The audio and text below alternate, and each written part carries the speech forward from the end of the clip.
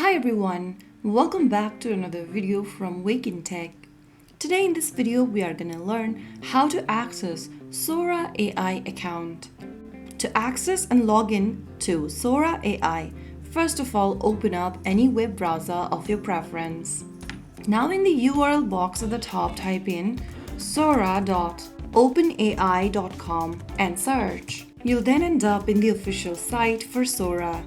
Go ahead and click on the login button at the top right corner. In order to sign in to Sora, you need to log in with your OpenAI account.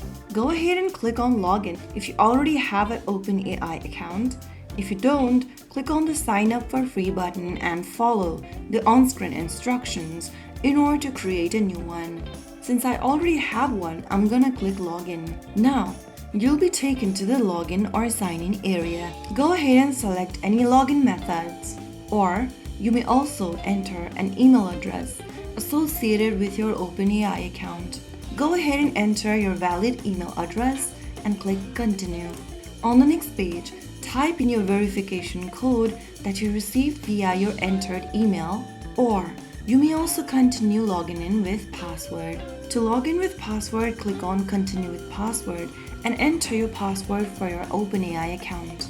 Finally, click continue. And now you have signed in or accessed the Sora AI website. Once you access Sora, go to the bottom and you'll see a text box. Type in a text prompt describing the video you want to create, and after you type in your prompt, click on the send button and wait for the AI to generate the video with the prompt that you've given. While entering a prompt, make sure to write detailed prompts. You can also mention camera angle, lighting, and style.